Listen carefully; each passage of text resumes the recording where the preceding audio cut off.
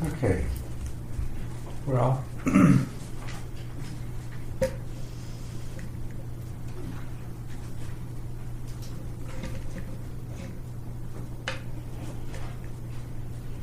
so a basis for ethics and morality is what we want to talk about. I begin with a question.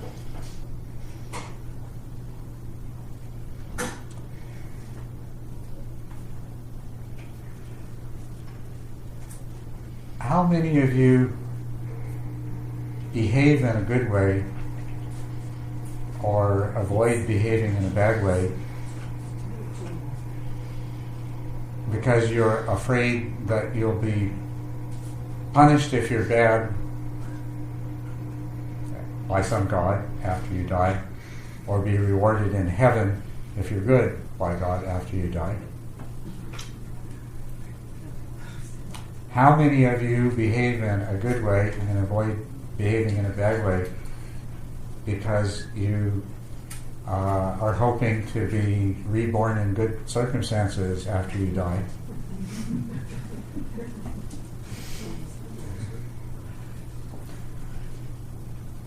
And just in general, this is one of the things I've thought about is these kinds of incentives for moral behavior have been with us for a very long time. I know a little bit about Western cultural history, and one of the interesting things that I can tell you is most of the really important social reforms in Western history have been instigated by atheists.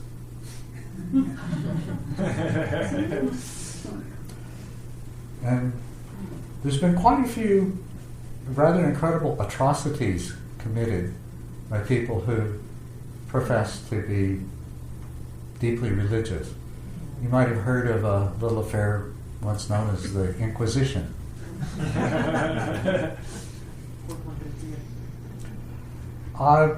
We train children by inflicting a punishment on them when they do something wrong and giving them a reward when they do something right. And that works with children pretty well, doesn't it? Although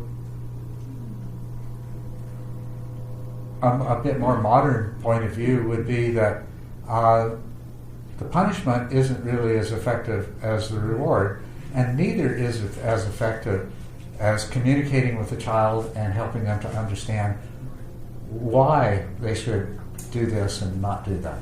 Right? Yeah. I think something of the same thing is true culturally and socially over history. I think that, you know, if you threaten enough brutality, you can make people behave the way you want them to. And if you offer them enough of what they want or need, it's another way of coercing their behavior. But I think any systems of ethics and morality that is based on the assumption that somebody's going to decide whether to do something or not based on the consideration of what's going to happen to them in heaven or hell after they die, or what kind of circumstances they're going to be born into in another life. I just basically don't think it. I think that's mostly an illusion that it has any effect at all. I think it does have some motivating effect.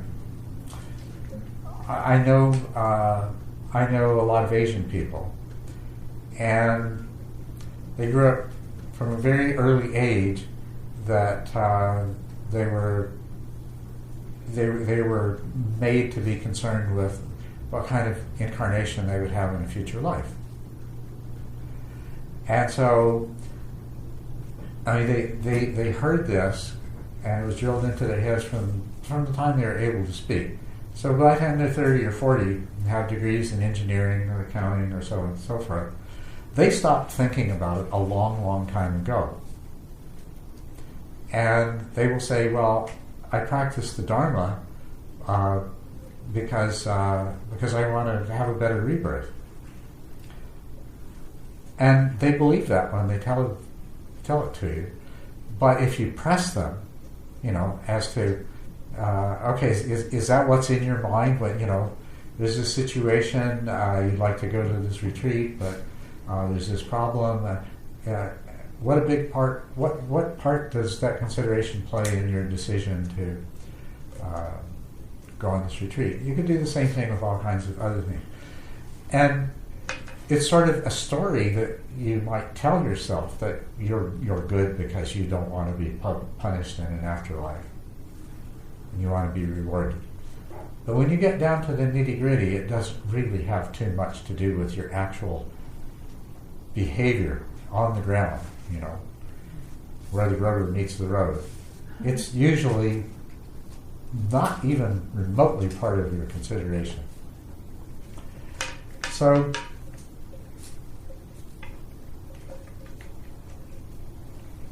I'm going to tell you what the Buddhist basis for ethics and morality is. But I would just like to set the ground that we don't need heavens and hells and future lives in order to be moral and ethical people. It's totally unnecessary. As a matter of fact, one of the Asians that I speak of, he struggled this for a long time. It's a really interesting example of, very intelligent person. We talked through this many times. And he said, but why would I do anything? Why would I be a good person? I said, are you a good person? Yes, I am. I'm telling you, he is. He's a really good person. A very good person. I would put him up there for all kinds of people to emulate in terms of the ethical and moral quality of their behavior. But he was convinced that the only reason he was doing this was because he believed in reincarnation. What a funny thing. It is really fun. And then finally one day it occurred to him. He said, well, there's people I love. If you have children, you want to do what's good for your children. You want things to go well for them. It's not because you believe you are your children. I said, yeah. He said, well, I guess I don't have to believe that I'm going to be reborn and suffer the consequences to not want to do things that are bad for people and want to do things that are good. And for him, it was a great insight. And it took a lot of time to incubate. But it was wonderful for him. It was very liberating. Because he could keep on doing what he'd always doing, but know that he was doing it out of an inherent goodness of his own, not out of some kind of fear. What, particular curiosity, what flavor Asian was he? He's Chinese. Taiwanese, yeah. What about reciprocation in terms of, if you treat other people well, they'll treat you well, or your kids well, and hopefully if that, when worldwide we have a better world, but anyway. That's right, yes. Well, see, and this is where Buddha came from. If we take as our reference in this, the Buddha's first teaching on the Four Noble Truths, and he taught the truth of suffering, and basically what this is for beings like ourselves, there is pain and suffering. It's inevitable. We cannot live without pain. Now we can make a distinction between mental suffering, and mental suffering can be overcome through this practice that we're talking about. But there is pain in life, and there is harm. We will sustain harm. You cannot, even if you're born into a bubble, you can only live so long before something happens. You are harmed and you're hurt. It's the nature of the kind of beings we are. And it's the nature of life, the way it works on this planet. I don't know, maybe on some other galaxy there's beings that live solely on cosmic radiation or something. But life on this planet lives at the expense of other life. And so, bottom line, there is a certain amount of pain and suffering that is absolutely unavoidable, inevitable, irreducible. Now, there's a whole lot of pain and suffering in addition to that, and most of which we inflict on each other. So, and have I said anything now that requires belief? No. Yeah, I mean, it's obvious. Yeah. You know there's pain in life. There's a certain amount. And you know there's unnecessary pain as well. So as a basic ethical principle, there's enough pain and suffering in the world as it is. We should avoid creating any more. We should avoid being the sources of unnecessary pain and suffering, of being the cause of avoidable pain and suffering. That's a moral principle. As a matter of fact, we can carry it a little further than that and say, that's the not doing bad part. We're doing a bad thing anytime we contribute to pain and suffering in the world that is unnecessary, that could be avoided, that adds unnecessarily to the total amount of pain in the world. That's doing a bad thing. To do a good thing, since there's already also a lot of unnecessary pain there, the definition of a good act, as opposed to just not doing a bad act, would be to do something that in some way reduces the unnecessary pain and suffering in the world. That's an ethical principle that doesn't require any belief, doesn't come from any higher power, anything else. It's just plain common sense. Enough pain in the world, it's bad to add to it any more than you need to. I mean, we're going to cause pain and harm by living. We cannot avoid it. It's helpful here to examine one of the contemporaries of the Buddha was the founder of a sect that exists today called the Jains. Back at that time, part of their belief was that they should cause absolutely no harm to any other being. And so they tried to do that. They swept the path every step before they put their foot down so that they wouldn't step on a bug. And they filtered the water before they drank it. They carried a filter with them and filtered the water just in case there was some little microscopic animalcule in there that they would swallow and digest. Because they had the religious beliefs that they had to avoid causing any kind of suffering. And they carried this to the logical extreme, totally logical extreme. Even if you sweep before every step, and even if you filter your water, you're still causing harm to other beings. So that in that particular religious view, the most highly evolved spiritual act you are capable of is to sit down right where you are and not move, not eat, not drink until you die. And that's totally logical. If you believe that you must avoid causing any harm at all, that's your only alternative. I mean, even if you shoot yourself, somebody's got to clean up the mess afterwards, right? So we cannot, it's the nature of the world that we are going to be the cause of harm. So we make this really important distinction between unavoidable, inevitable harm, pain, suffering, and that which is avoidable. And that gives us a really solid foundation for ethical behavior. This is translated in Buddhism, in the Buddhist teaching, in a single word, ahimsa, which means harmlessness. And it doesn't mean stupid, Jain-like harmlessness. It means the most reasoned and intelligent harmlessness that you are capable of. And then it is expanded, the principle of harmlessness is expanded in the form of precepts. To not cause harm to other beings, not take what's not freely given, don't engage in sexual misconduct, which can be expanded to include any kind of social interactions that are abusive or exploitive, not to engage in wrong speech. These precepts are an expansion of the basic principle of ahimsa, harmlessness. And actually, when they're properly understood, they're as much about not harming yourself, not bringing unnecessary harm and suffering to yourself, as they are about not bringing unnecessary harm and suffering to any other being. And so this is the basis of Buddhist ethics. Harmlessness expanded through the keeping of precepts. The fifth precept is not to cause dullness of mind that might lead to heedless behavior, because, of course, you'll do things that are harmful to other people.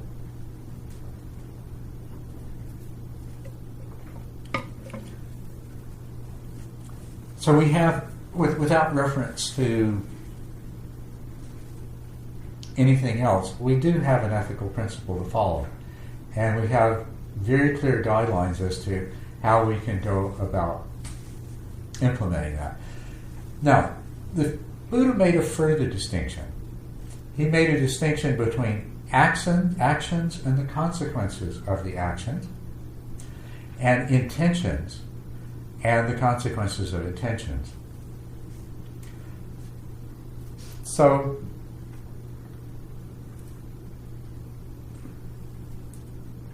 it's good to ask yourself, to begin with, why would anybody ever do something that caused unnecessary harm to anyone or anything else? You know the answer? The greater good. No, why would somebody do anything that did cause harm? Ignorance, delusion. Selfishness. Believing in the Selfishness. mental illness. Why would you ever say something that's not true? Why would you ever take something that belonged to somebody else? For your own benefit. For your own benefit. Yes. Yes. So, the motivation behind all of our harmful actions is desire or aversion and hatred, or just plain ignorance. Right? Now that's a pretty powerful idea right there.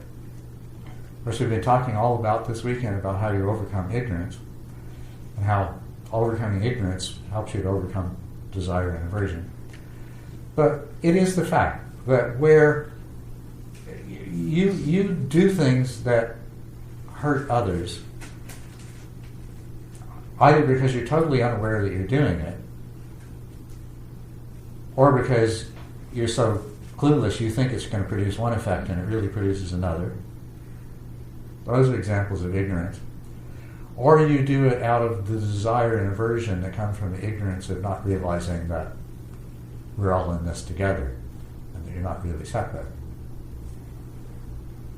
So desire and aversion and delusion and ignorance are because of our bad actions. When the Buddha divided things up into actions and the consequences of actions, and intentions and the consequences of intentions, he was zooming in on this fact right here. He said,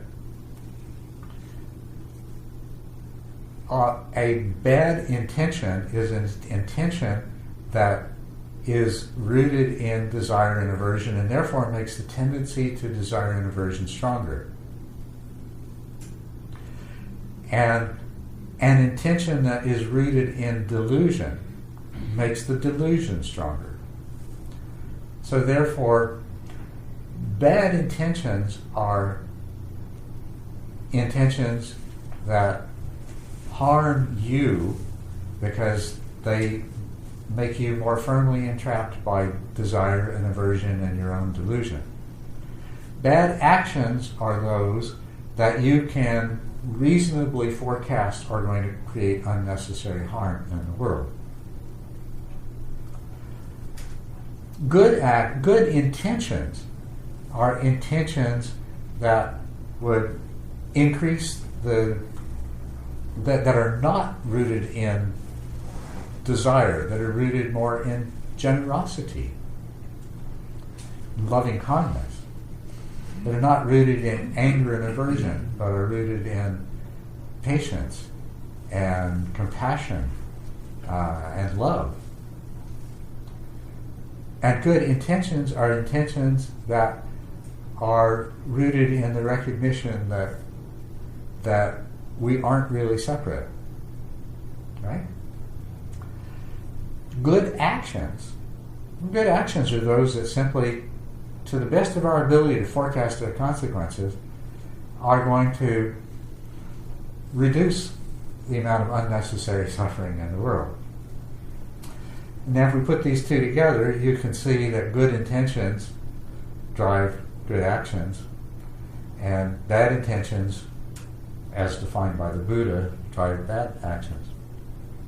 He said, you see, when the Buddha was born, it was believed that somebody kept tabs on all of your actions, and you get reborn in circumstances according to the quality of your actions. The most important thing about your actions was how well you fulfilled the duties that were appropriate to your particular caste. And if you were in a lower caste and you did your duties really well, then next time around you'd be born in a higher caste because of that. If you were born into a poor family and a poor community, that if you followed the rules and behaved properly and didn't take things that weren't yours and everything else, then you get reborn in a richer family in a richer neighborhood. And and they called that karma. Karma means action. So the idea was that your action determined your what happened to you in the future. And the Buddha said, and so by the time the Buddha came along, there was already this well-established idea that karma, rather than simply meaning action, karma meant specifically actions which brought about moral consequences on the person that performed the actions.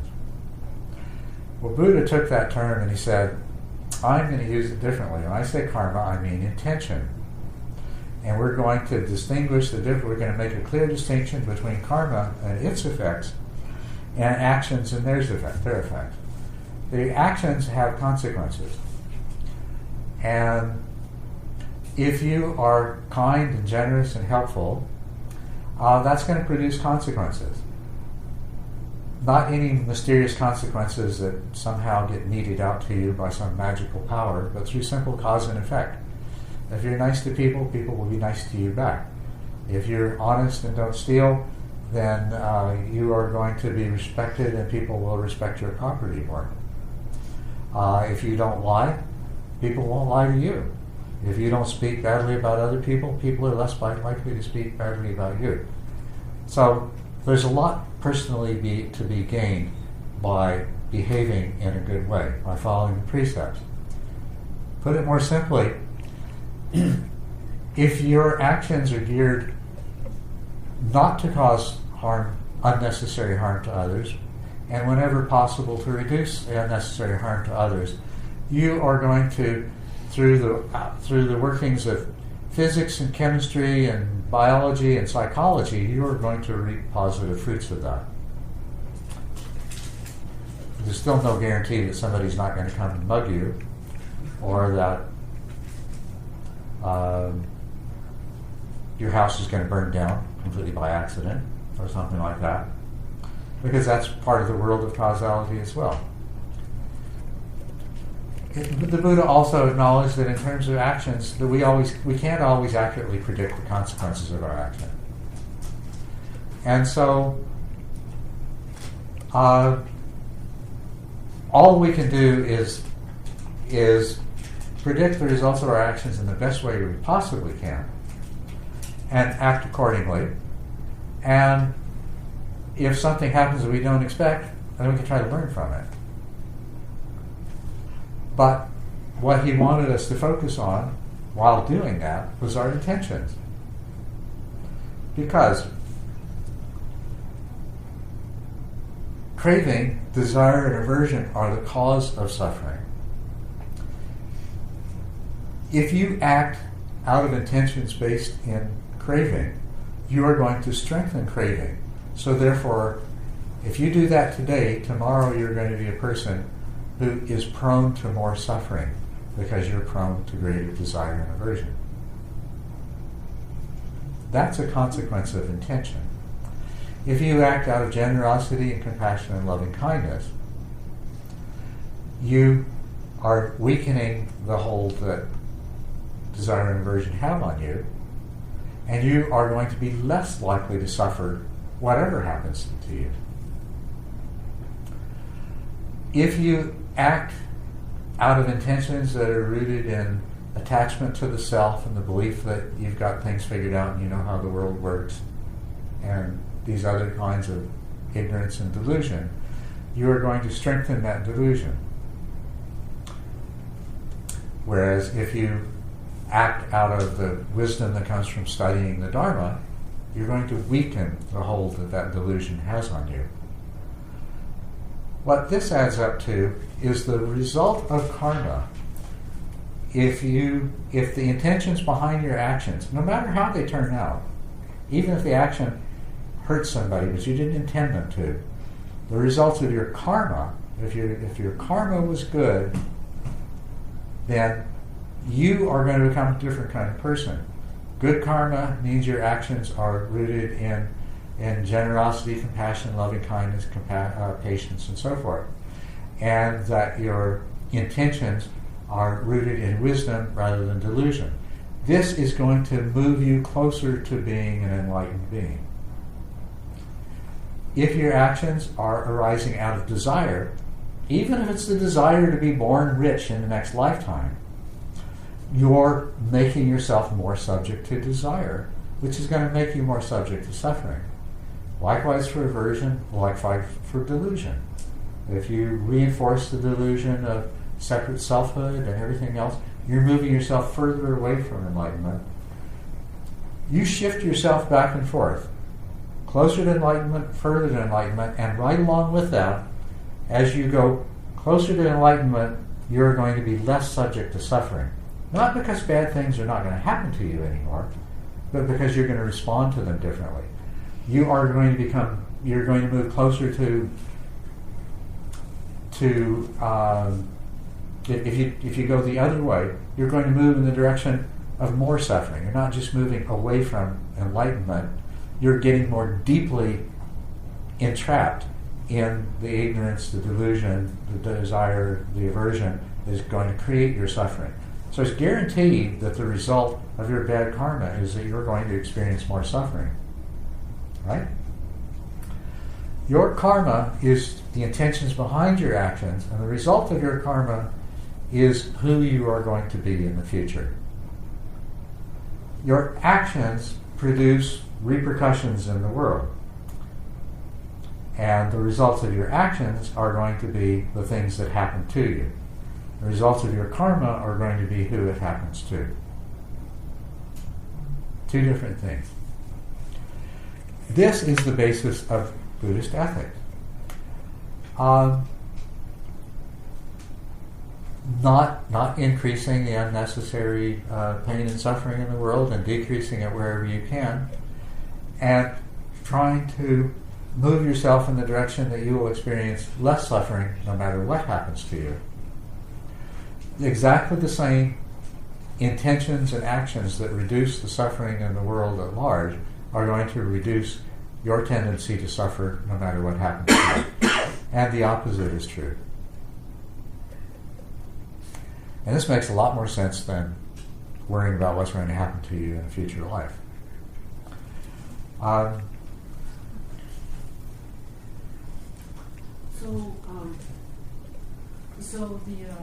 the Buddha, he somehow, I don't know, I thought from reading that Buddha actually created karma theory.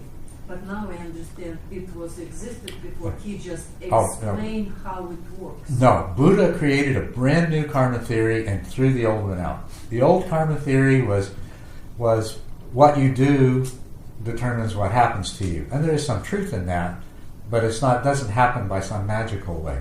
It happens through physics and chemistry and biology and psychology. If I'm nasty to you, you'll be nasty to me, right? So, but the old theory went beyond that. There was some sort of magical thing. There was this nobody said who or how, but something somewhere was keeping track of everything you ever did and was going to make sure you got yours back sooner or later. The Buddha threw that out. Totally. Came up with a whole different theory of karma. He said, actions have consequences, but all of those consequences are the result of material, biological, and psychological causality. He said, on the other hand, karma is its own kind of causality. And he said, when I say karma, I mean intention. Your intentions shape who you are. And they shape who you are in terms of the kind of suffering that you're going to experience, whatever happens to you.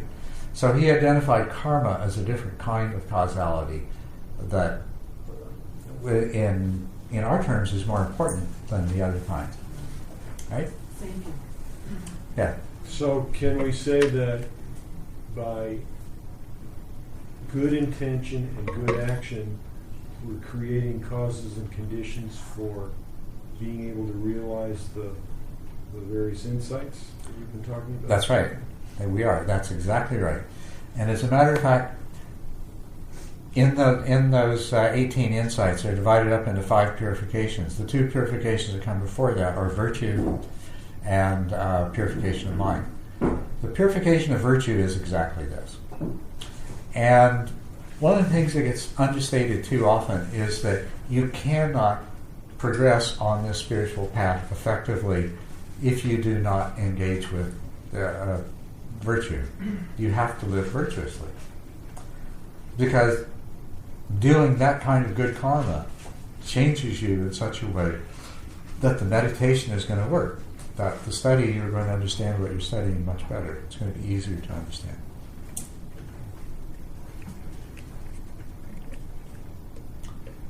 There's another factor in this too, and there's kind of another way of looking at this. I mentioned to you before that atheists were the instruments of a lot of the social reform that we've seen in Western culture, and that most people don't do good because do good and avoid bad because of their fear of some kind of retribution. There's a recognition that there is something good in us all, in every person. And we'll put that in Buddhist terms. We all have a Buddha nature. We all are the Buddha nature. Our true nature is the Buddha nature. And the Buddha nature is wise and compassionate. So we already are, in our true nature, wise and compassionate beings. But we've just kind of buried our true nature under this incidental layer of confused garbage. And so what we're really doing is we're cleaning the crystal. What we're really doing is removing all of the adventitious confusion and ignorance and selfishness and desire and aversion that is obscuring our true nature. So the question of why would I do good and why would I not do evil is really turned that around the other way. It's, well, why would you do evil and why wouldn't you do good? And the thing is that everyone, even those people that have done terribly evil things, they have deep within them that same good nature that would lead to good actions and would have prevented them from doing those evil things, had it not been obscured. This is where ignorance and confusion and delusion is so big a problem. So the way you can look at it is that the Buddhist path the Buddhist path of virtue is one of removing the obscurations that keep your true nature from shining through. And it's your true nature that compassion is an expression of your true nature, generosity is an expression of your true nature, patience, loving kindness, these are all expression of your true nature. And isn't it true? I mean, is there anybody in this room that doesn't know that really is your true nature? What you wrestle with is not that, but why you go ahead and do these other things anyway. Why do I do evil? Why do I pass up the chance to do good? Your true nature is in there asking that question. And you've asked that question of yourself many times before. And you've wrestled with it sometimes when there was something that you knew you shouldn't do, but you did it anyway. Why do I do that? But by now, the answer should be clear. And if it isn't, that's a really important insight to get. oh, I'm doing it out of selfishness, out of desire and aversion, out of believing that my happiness is dependent upon things that I can only obtain by doing things that are hurtful to somebody else. Right? Is that not a pretty powerful ethics? Yeah. Morality? Yeah. Do you think here is where the little axiom, people in pain create pain, might apply, or is that not? No, it applies totally. I really like the way Eckhart Tolle talks about it. He says, your pain body, once your pain body gets out of its box, it's going to try and wrap on everybody else's box and get their pain body out too. It's a totally new way of looking at misery loves company. Eckhart Tolle. Yeah. Misery loves company. When I'm miserable, I want to make everybody else miserable too. Yeah. I'm thinking of examples of people who have done so-called evil, and it's perhaps in a larger time frame that they were just agents of bringing forth something that everybody needed to examine within themselves.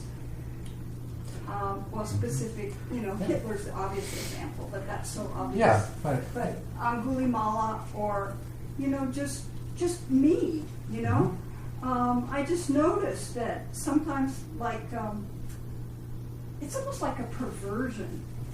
It's a perversion of behavior that then confronts me with the fact that, oh, that wasn't very nice, and I'm suffering.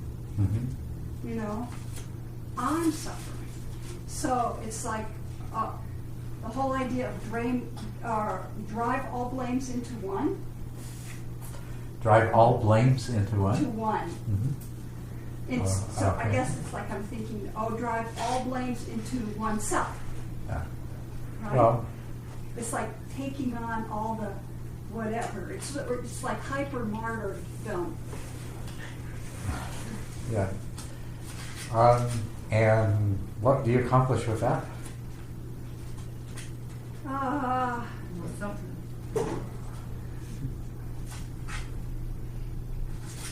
suppose. I mean, it's clear what Hitler accomplished for the benefit of the rest of us. We all understood that we shouldn't want to do that. But if you take all this onto yourself in hyper martyrdom, what are you doing for us?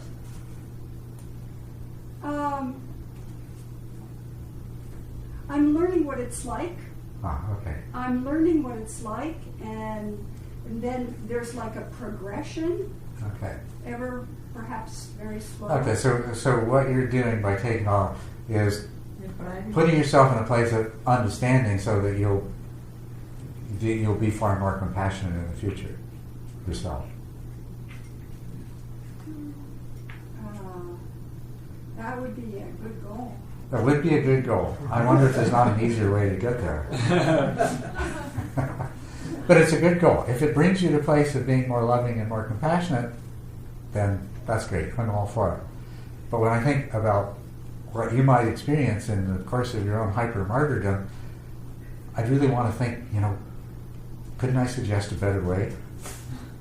It's like there's this story, and you probably know this story, but it's like one time the Buddha had this horrible headache. He had like a migraine headache, and Ananda wanted to do something to help him, And so Ananda tried to do all these various things to mitigate the Buddha's suffering. And then finally the Buddha said, listen, when I was in a former life, a child or something, I caught a fish and whacked the fish with a fish's head 3 times, and I will have this headache for 3 days because I am expelling that particular karmic action. So I hadn't heard that one before. It sounds like a Jataka tale. But what I hear in something like that is the Buddha saying, look, Ananda, relax, don't worry about it. You know, I got this headache, I got it for a good reason, it'll go away on its own terms.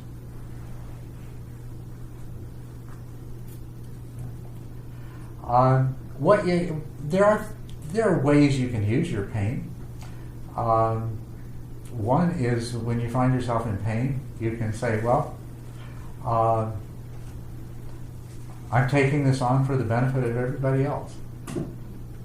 Now, whether or not that's going to reduce anybody else's pain in a detectable way or not is not really important. But it puts you in a totally different experience. If you're doing this as if you're having a migraine headache as an act of love, rather than having a migraine headache and feeling really miserable and resisting it and resenting it and wanting to escape from it, that's a lot better play. Karmically,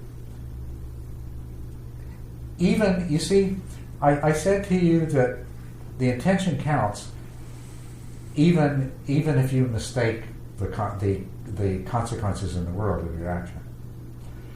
So the intention, if you're in pain and you take on the pain for the sake of other being, that's an act of generosity.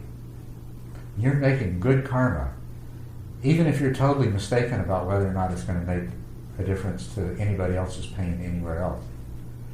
The fact is, we have no way of measuring, so we have no way of knowing. Maybe you taking on somebody else's pain does reduce the pain somewhere else. But it doesn't matter. You've made some good karma. You've moved yourself closer to being enlightened by doing that. And that ultimately is going to be benefit to everyone else. So that's how I look at these things. Isn't that what Jesus did? What's that? Isn't that what Jesus Christ did? Yes, Jesus teaching. Jesus was a great Buddha. He had the belief that he was going to free That's right. the world. He was willing to take on the suffering of the world. Yeah, to the point of view of anyone else, there were a bunch of Romans inflicting a lot of suffering on him, right?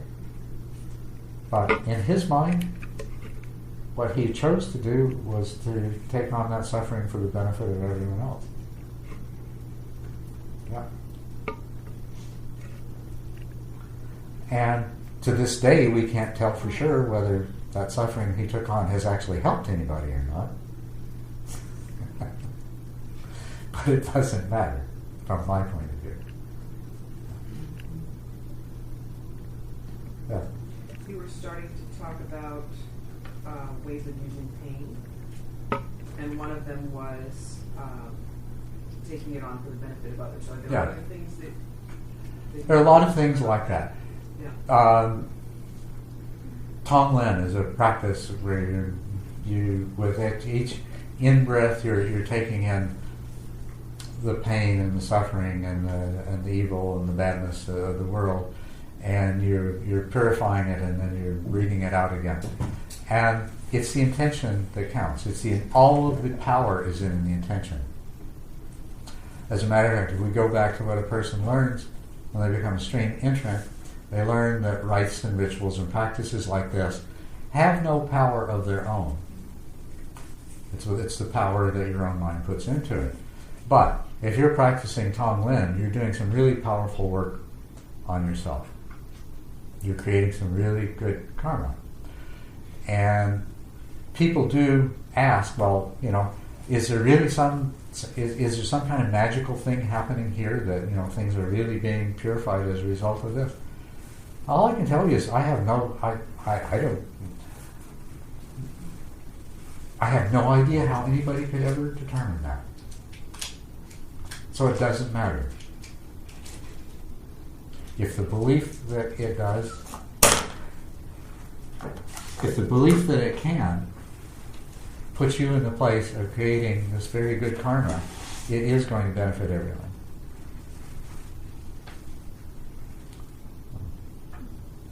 So I have another question. If if it's intention that matters, and so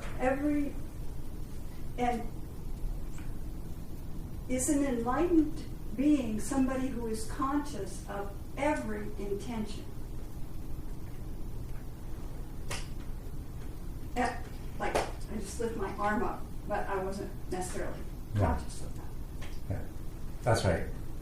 Okay, so what about being conscious of every intention? The thing is, it's conscious intentions are the ones that make the karma. Unconscious intentions are merely reinforcing old karma. They're not making new karma. You can be in the habit of behaving in an unwholesome way and do it automatically without thinking. And every time you do it, it will reinforce that tendency. But if the day comes that you become conscious of yourself doing it and say, oh, I think I won't do that, that's when you've created some new karma. Or when you do something you haven't done before for the first time, then you're creating a new karma. If you do it repeatedly, each time you do it consciously, you're strengthening it. But at a certain point, it becomes automatic and unconscious, and so it continues to strengthen itself. But the only thing that you can do about it, remember, consciousness is the only realm that we have to work in, is when you become conscious of it, choosing to do something different, or even regretting it afterwards. When you realize, I've just done something that was unwholesome, I did it completely automatically, and I didn't realize when I was doing it, do I regret it now? That's making some new karma. That's going to weaken a little bit your tendency to do that in the future. As long as you don't hold on to that regret, right? If you hold on to the regret, it's like just... Oh, as long as it's regret and not guilt. Guilt is like beating yourself up. And beating yourself up isn't any better than beating somebody else up. I thought guilt was gold. That's guilt without you in it.